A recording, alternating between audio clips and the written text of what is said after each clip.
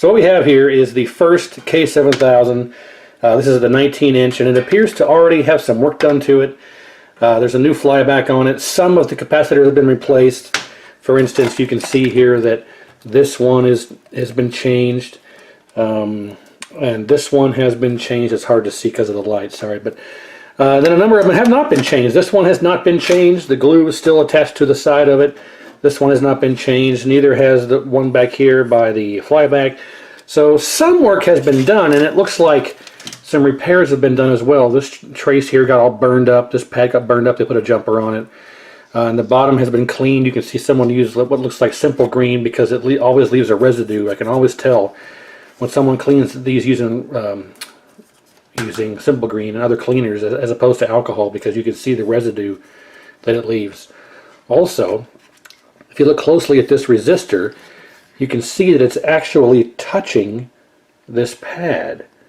And that's obviously not supposed to be like that. So someone has matched this down, and let's see if I can zoom in a bit better. You can see that it's actually touching this pad, so that'll have to be fixed. There is a very, very suspect pad here for the yoke connection. It doesn't look good at all. It looks cold, and it doesn't look like it's flowed onto the pad. Various things like that. There's a whole number of issues that I've noticed right off the bat. But what we're going to do is I'm going to go through and just check everything, and the fuse is missing, so that's a dead giveaway that something's going on, unless maybe it got robbed. So let's go through everything and see and do some probing, and I'll show you what to check and what to look for. If maybe somebody plugged this into a cabinet that did not have an isolation transformer and it blew various components, and I'll show you what to look for. So let's grab the meter. Where did I put that damn thing? Here it is. Alright, so we'll grab the meter here and we will do some probing. Let me back the camera out a bit. Oop, wrong way. That's as far back as it goes. Quite interesting. Alright, well, I'll try and get this all in frame here then. How is that? That's as far back as it goes, huh? Well, what a bummer. Alright, so let's go to our diode setting here. Alright, so you can see that's the proper setting for the diode. And what we'll do is, whenever these chassis in particular, the K7000 is hooked up to a non-isolation transformer system, the HOT will usually go out, and what will happen is either the HOT will take out these diodes, or it'll take out the R103 resistor, or it'll take out the voltage regulator. So we're going to go through and check those items here real quick. The diodes, you can see here that there's a line on one side, an anode and a cathode. The line is where you're going to want to put your negative lead. And you're going to want to read something like 0.537 or 0.550 or 0.5 something. So if we put our negative lead on the side with the line and our positive on the side without the line, you'll see 0.502. So that one's good. We'll go to, that one's good. We'll go to this one.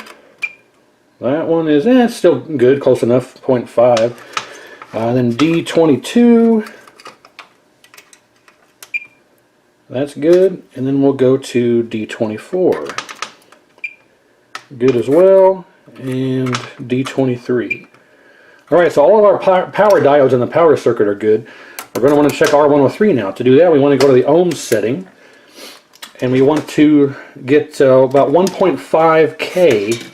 Oh, I'm take that back. I'm very sorry. About 1.5 ohms.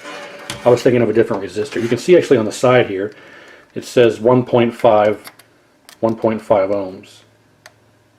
So we can just do that simply by going to the top here, and then the center conductor in the middle, and we've got 1.9. So that's actually good. So that's good. Our diodes are good. We can check our voltage regulator. Now there's two different types of voltage regulators. Let's see, I don't think I have any that I can show. Do I have the other K7000 here? Stand by 1 minute. Let's see here. That's the same kind. And, oh, here's a different one. Okay. So on the 25-inch K7000, if I can get it out of the mess here. Alright, you can see that this voltage regulator looks like that. It's STR30130. And on the 19-inch here, it's STR3123. It's much different. However, there's still only 4 legs. And you want to test this by going across legs 1 and 4. They should not be shorted. So if we simply go to our continuity test here, you can see I touch my leads together. Short. If I go to pins 1 and 4, 195 ohms. Well, we can go to the ohm setting. 195. And you'll also notice that these 2 pins, 1 and 4, actually translate to this ceramic resistor here. And if I touch these 2, I believe, you know, the blue wire goes to pin 1 and the red wire goes to pin 4. And if I touch these together, I'll bet you get the 195 again, or close to it. Yeah, see? So voltage regulator is not shorted. Our ceramic resistor for the B+ is not shorted. Our diodes are good. Let's check the HOT. The HOT is actually this transistor here. It is D1398. And you want to test across. Alright, let's zoom in here. Well, I can't zoom in without showing you the meter. Okay, well, let's go back to our diode setting. And we'll put our positive on the base. And this should eventually climb to open. If you let it go for a while, it'll climb all the way to infinity. However, it's not shorted, so that's what we're checking for. If we check the other leg over here, which is this side, it's going to be hard to do without blocking it, right there, it'll climb to infinity too, so it's not shorted. Now, that's one way to check it. You check it the other way with the negative lead on the collector, on the base I should say, I'm sorry, on the base here, and then you take the red lead, you should have the same reading as a diode. So if we touch this leg,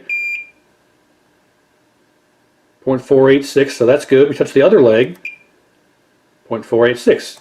So you can check it both ways. The actual proper way to make sure it's actually reading correct is negative on the base and then positive on the 2 legs of the collector and emitter. But if you can also check it the other way, positive on the base and then the negative on collector and emitter, and as long as it doesn't read shorted, you're good. So none of our major components are shorted. So it's going to come down to giving this a good look over, giving it some reflows wherever stuff needs reflowed, and we'll see if we can power it up and if it works or not, because I really don't know. I got all this stuff in a lot and various other monitors that were marked as not working. So let's go through the bottom here and let's check our critical safety cap. The critical safety cap is this one back in here. It's going to be hard to see. There is this green, this monster green poly cap right there. That's your critical safety cap.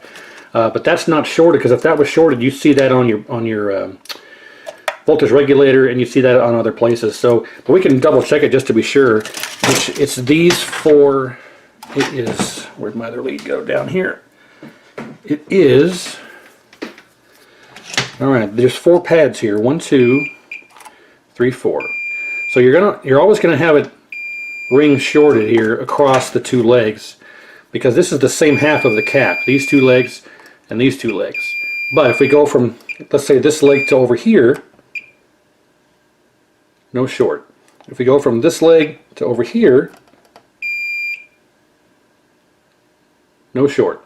Reach through the diode. So that's good. That's one more component you'd want to check, but I already knew it was good based off the other readings there. So let's go through and do some inspecting on the chassis here and do some reflow, and we'll see what we can find. Let's just take a look here. We know the resistor checks good, but this is quite odd. Let's do some checking of our pathways. We'll touch this burnt trace here and go to here. That's good. And we know this jumper should be good. And they got a jumper there for some reason. I don't know why they have that jumper there. I don't know if that's supposed to be like that. Let's take a look at another one here. So they've got a jumper across what looks like this pad and this pad, so there's the main resistor connection, and these two here are just the frame most likely. There's this pad here, and this one, this triangle of pads. The one in the middle is actually the resistor leg. This triangle of pads is most likely the bracket. So if we look at this, yeah, the bracket actually is what they've got jumpered. So that's actually okay. It's the two legs of the bracket. So that's okay. So we can check that off the possibility list there. So that seems to be okay. I mean, just giving everything a look over, the only really suspect pad I found earlier was this one on the yoke, this one right here.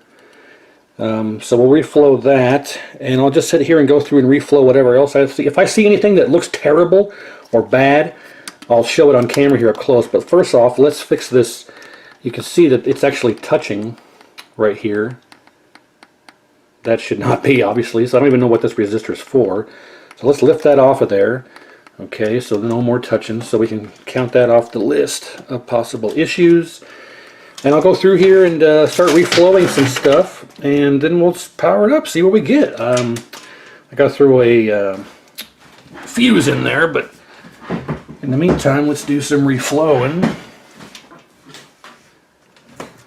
So have fun here with me while we go through this. Alright, I gotta turn my fan. It's gonna get loud. I gotta turn the fan on. I don't want to breathe these fumes in, of course, so sorry about the fan noise. Okay, first things first here. The HOT looks suspicious.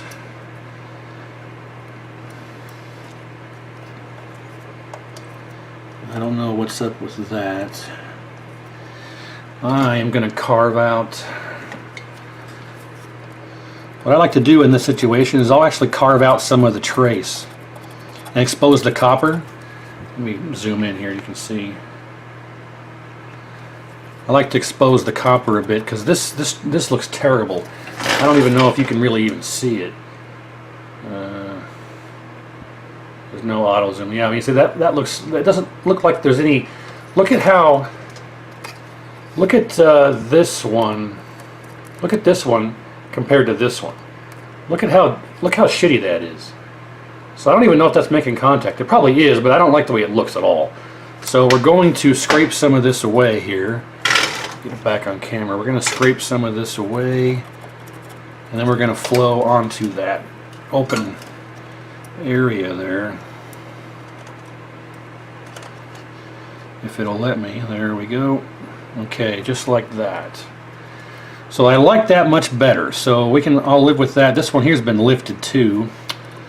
So someone's definitely been doing work on this.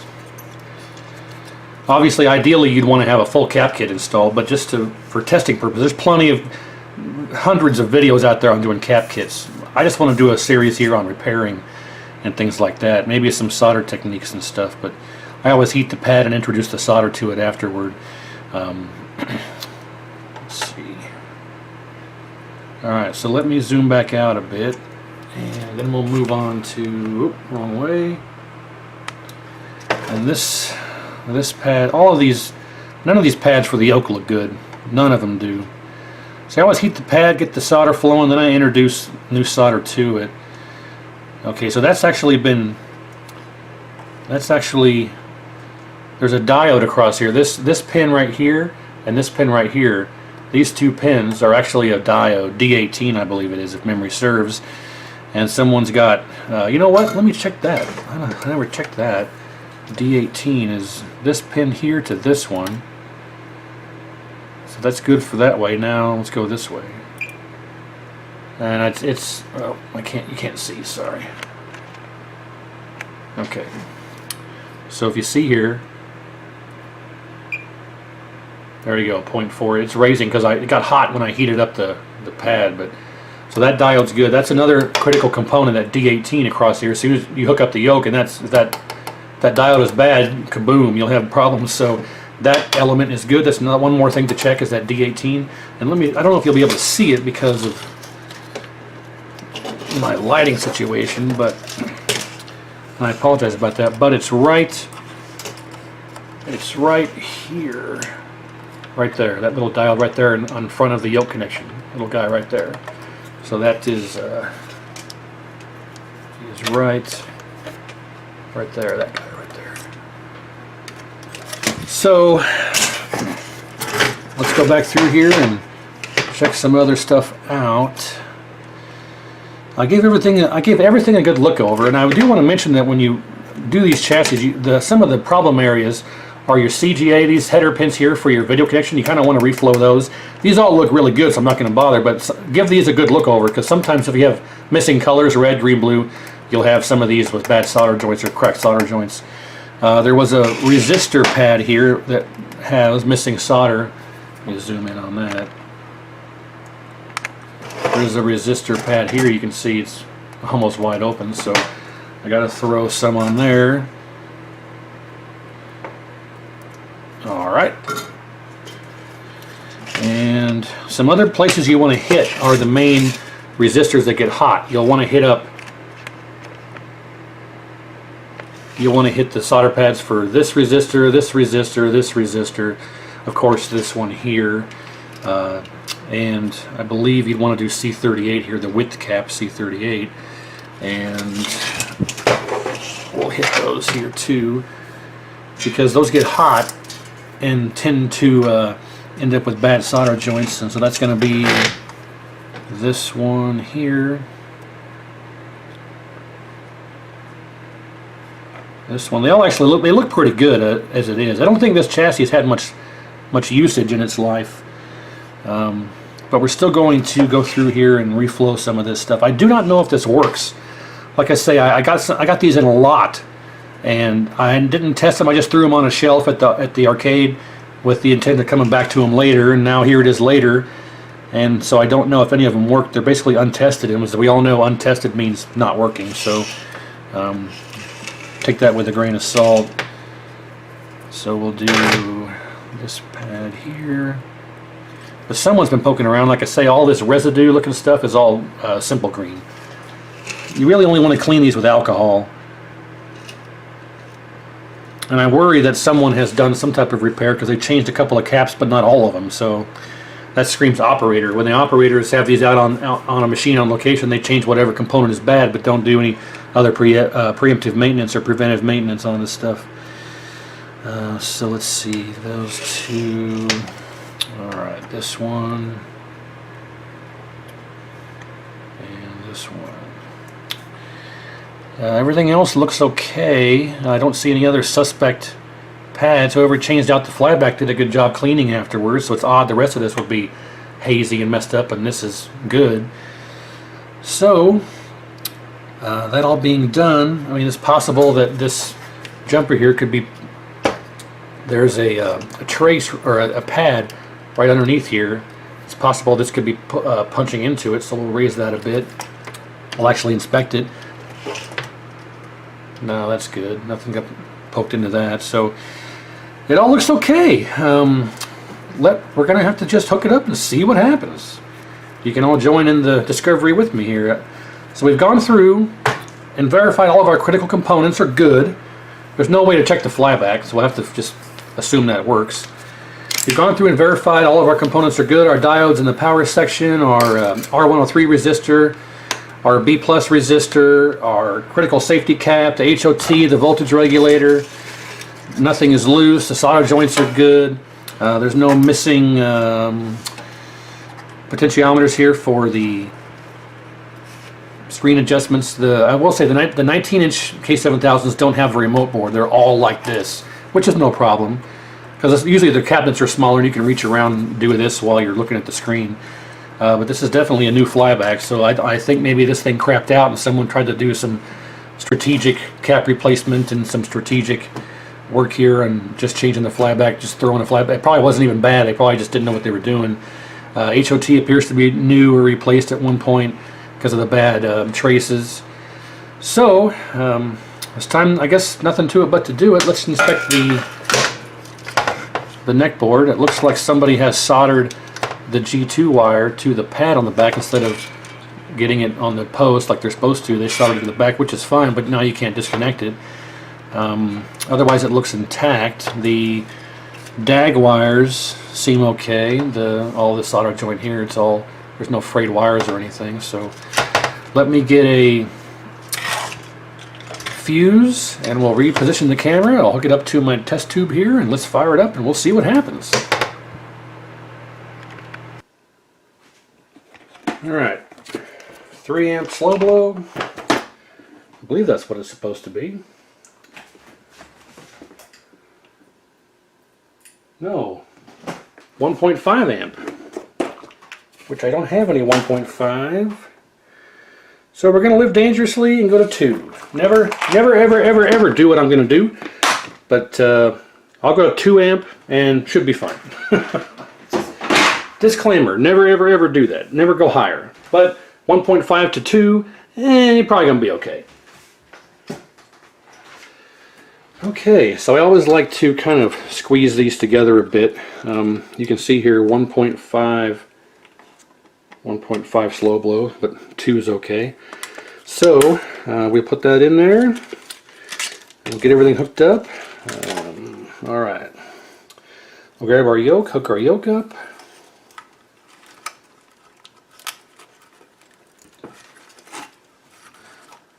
Make sure it's all the way on. This monitor is a bare metal frame, so I got to use this towel here, but it'll work. Okay. Let's untangle all of this mess here. Hook up the anode.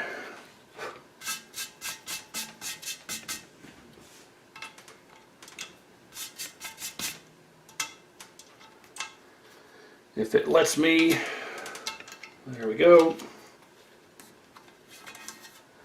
Okay, let's hook up our neck board. Like I say, this is the small neck tube, so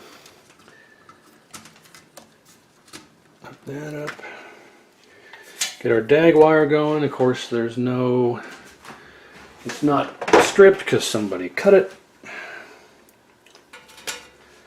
So this should work. Alright, so we've got, you always want to count to 5. Whenever you hook a chassis up to a tube, you always want to count to 5. Now that 5 being anode, neck, yoke, ground, video. Anode, which is this wire here off the flyback, you know, this one, anode, and then the neck, the yoke connector, the tube ground, and the video connection. Now, it's not necessary for this just to power it up. But it's usually not good to provide to turn power on a monitor and not have a video signal because it likes to sync and it could damage potentially if you leave it on for a while with no video connection, no sync. But you also want to count to 5. Anode, neck, yoke, ground, video. If you do that, you'll never turn it on without accidentally leaving something unhooked. So, or with leaving something unhooked. So in this case, I've got a RGB connection off the test rig. We'll plug in our sync cable. It's always on pin 10. And I got to give it power. It's a different power connector here, so yeah, a lot of people, you know, kind of cringe at the wire nuts, but it's quick and easy as opposed to I could hook up a system where I have all the connectors all together, but it's just easier to swap it out when I need to, depending on which connector is being used for which monitor, because they're all, every one of them has a damn different connector on it. So. Alright, here. So I'm going to have to get, I don't have a PCB to plug in.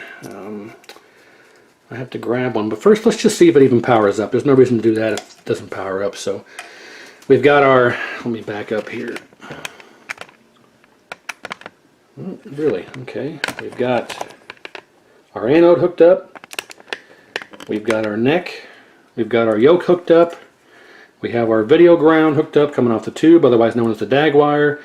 And I don't have a PCB hooked up, so there's no video signal. But let's just actually see if it powers on, doesn't blow the fuse immediately. So we're hoping to hear, of course, the crackle of the tube, and we're hoping to see the fuse doesn't blow. Maybe I can get it in a shot there.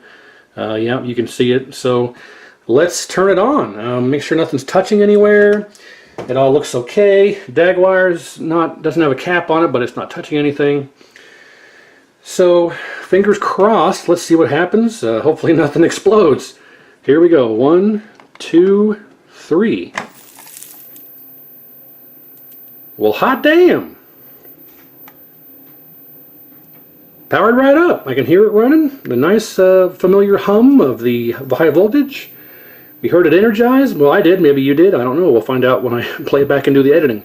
But yeah, it powered right up. So let me get... there's an image on the screen. This flyback is way too high. So let me cut away here for a second. I'll get a PCB to plug in, and we will see how it looks. One moment. Okay, so we got everything ready to go. The tube is an old picture tube. It's had a rough life. It's got a bunch of black overspray on spray paint overspray on it. It was sitting in someone's garage, and they got black overspray. I don't know if you can hear how rough it is just doing that, but it's pretty rough. So anyway, I have an MK1 PCB hooked up to the test rig, and let's fire it up, and hopefully we get a good image. Let's find out. I have not done anything off camera, no trickery or anything like that. I just went and grabbed the PCB and plugged it in, and we'll see what happens here together, sharing the experience. So let's find out. Okay, monitor came on, so that's good. Well, hot diggity and shazam. All right. It looks better on camera, but in person it's way too red. It also appears to be too wide. I'm not going to mess with the width, but I'll see if I can make some adjustments to see if I can make it better, at least for the purposes that we're... Oh, there's a high-pitched noise coming from the flyback, but it's still working. Let me see if I can reposition this to get a better angle at adjusting some of these things. I have no controls or buttons or anything hooked up other than just a video signal to it, so hey, alright. And yeah, that's terrible. It looks like I'm missing blue. No, it's just no, it's good. It's just adjusted rather shitty. But it's working. There's no real sense in going through and doing any adjustments, because once I put this chassis on a different tube, I'll have to go back and readjust everything all over again. But it's working, so thumbs up on the very first one. Hopefully the rest of the other ones turn out as well as this, a good success story. I don't know why this was marked as untested. Maybe I got lucky, and obviously untested does not always equal broken. Of course, it wasn't in the best condition. It doesn't appear... Let's see, contrast is too high. Which one of these buggers is contrast? Brightness, contrast. Anyway, so yeah, it probably needs a cap kit, but it doesn't appear to be in too bad a condition. So I'll mark it down as working, but needs cap kit, and we'll proceed on to the second chassis. So stay tuned for that one. And thanks for watching on this one.